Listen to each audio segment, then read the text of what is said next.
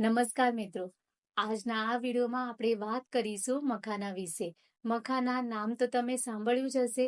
આ મખાના તમને કોઈ પણ સુપર સ્ટોરમાં અથવા તો ડ્રાય ફ્રૂટની દુકાને ઇઝીલી મળી રહે છે. આયુર્વેદની અંદર આ મખાનાનો ઉપયોગ ઘણી બધી બીમારીઓને દૂર કરવા દવા તરીકે ઉપયોગ થાય છે. આયુર્વેદ પ્રમાણે મખાના આપણા શરીરના વાત, પિત્ત અને કફ આ ત્રણેય દોષોની વ્યક્તિઓ માટે સ્યુટેબલ છે. પરંતુ જેમની પિત્ત પ્રકૃતિ છે એમના માટે મખાના વધારે ફાયદાકારક છે. કારણ કે મખાનાનો જે સ્વભાવ છે એ ઠંડો છે, એ શરીરની અંદર ઠંડક આપે છે. મખાના ખાવાથી પિત્ત દોષ જે છે તે ઓછું થાય છે, શરીરની ગરમી ઓછી થાય છે. તમે તમારા વજનને ઓછું કરવા માંગો છો અથવા તો વજનને વધારવા માંગો છો, તો આ બંને કેસની અંદર મખાના તમને ફાયદાકારક છે. આ માટે તમારે મખાનાને કઈ રીતે ખાવાના છે એ આપણે આગળ વિડીયોમાં જોશું, એટલે વિડીયોને અંત સુધી જરૂર જુઓ. આગળ વિડીયોમાં આપણે જાણીશું કે મખાના ખાવાથી આપણા શરીરને કયા કયા હેલ્થ બેનિફિટ મળે છે, મખાના ક્યારે અને કેટલા પ્રમાણમાં ખાવા જોઈએ, મખાના ખાતી સમયે તમારે કઈ કઈ સાવધાનીઓ રાખવાની છે અને મખાનાને બનાવવાની ટ્રેડિશનલ રીત કઈ છે, એ બધું આપણે આજના આ વિડીયોની અંદર જાણીશું. સૌથી પહેલા મખાના ખાવાના ફાયદાઓ કયા છે એ જાણી લઈએ. જો તમારું કોલેસ્ટ્રોલ વધી ગયું છે, ટ્રાઇગ્લિસરાઇડ વધી ગયું છે, તો એમના માટે મખાના ખૂબ જ ફાયદાકારક છે. જેમનું બ્લડ પ્રેશર હંમેશા વધારે રહેતું હોય એમના માટે પણ મખાના ખૂબ જ ફાયદાકારક છે. મખાનાની અંદર સોડિયમની માત્રા ખૂબ જ ઓછી છે અને મેગ્નેશિયમ ખૂબ જ વધારે છે. આ બંને વસ્તુ બ્લડ પ્રેશરને કંટ્રોલ રાખવા માટે ખૂબ જ ઇમ્પોર્ટન્ટ છે.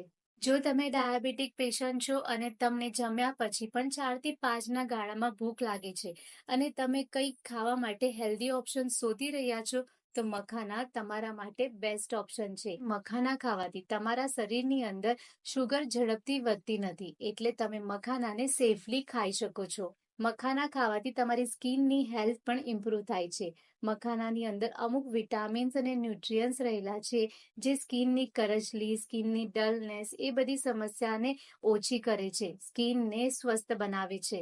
જે મહિલાઓને ડિલિવરી બાદ દૂધ ઓછું આવે છે તો એમના માટે પણ મખાના બેસ્ટ છે.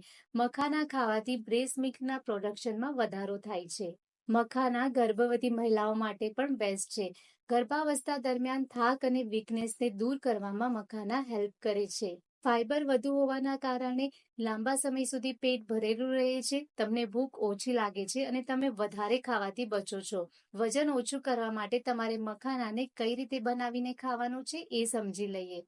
પહેલા તો ગેસ ચાલુ કરીને એના ઉપર કઢાઈ મૂકી દો. એની અંદર તમારે 15 થી 20 મખાના લેવાના છે અને એને કઢાઈની અંદર નાખી ધીમા તાપે ગરમ કરવાનું છે. તમારે અહીં એક વાતનું ખાસ ધ્યાન રાખવાનું છે કે ગેસની ફ્લેમ ધીમી જ રાખવી.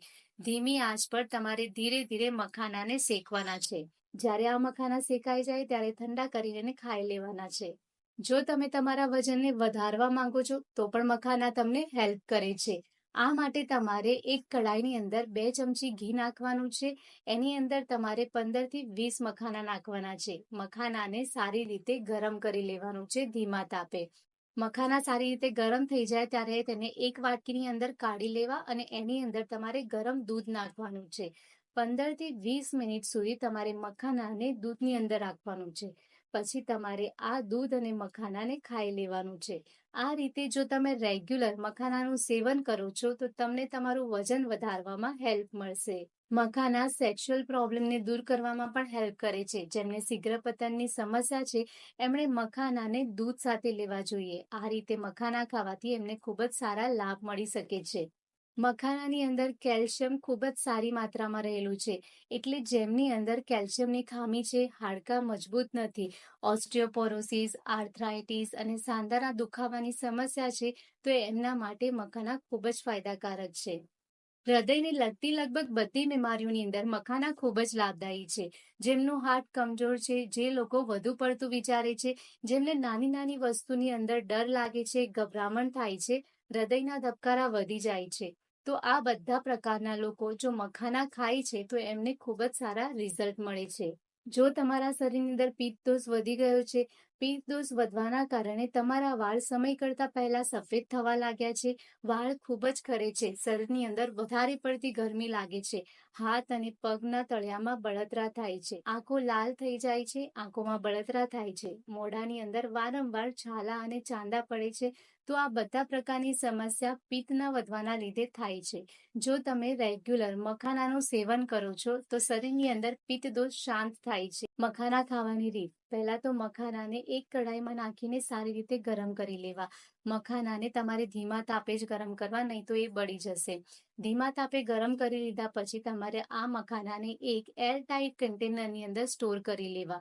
મખાનાને વધારે ટાઈમ સુધી સ્ટોર કરીને ન રાખવા, કેમ કે એની અંદર ખૂબ જ ઝડપથી ભેજ લાગી જાય છે અને ભેજ લાગવાથી મખાના નરમ પડી જાય છે. મખાનાને જ્યારે પણ તમે ખાઓ ત્યારે બની શકે તો એમ જ ખાઓ. ઘણા લોકો મખાનાની અંદર નમક નાખતા હોય છે, ચાટ મસાલો નાખતા હોય છે, તો આ પ્રકારનું કોઈ પણ વસ્તુ ન નાખવું જોઈએ. જો તમારા શરીરની વાત પ્રકૃતિ છે તો તમારે મખાનાને ઘી અથવા તેલની અંદર ફ્રાય કરીને ખાવું જોઈએ. 15 થી 20 જ મખાના ખાવા જોઈએ. જો તમારું ડાયજેશન સારું હોય તો તમે મખાનાની આ ક્વોન્ટિટીને વધારી શકો છો, પરંતુ શરૂઆત તમારે 15 થી 20 મખાનાથી જ કરવી. વધારે પ્રમાણમાં મખાના ખાવાથી પેટ ફૂલવું, ગેસ અને કોન્સ્ટિપેશન જેવી સમસ્યા થઈ શકે છે, એટલે મિનિમમ ક્વોન્ટિટીમાં જ મખાના ખાવા. તો મિત્રો, મને આશા છે કે મખાના વિશેની આ માહિતી તમને ગમી હશે અને એનાથી તમે કંઈક ને કંઈક નવું જાણ્યું હશે. જો તમને વિડીયો ગમ્યો હોય તો એને લાઈક કરી લેજો અને ચેનલ પર નવા છો તો ચેનલને સબસ્ક્રાઇબ કરી લેજો. ફરી મળીશું એક નવા વિડીયો સાથે. ત્યાં સુધી હંમેશા સ્વસ્થ રહો, તંદુરસ્ત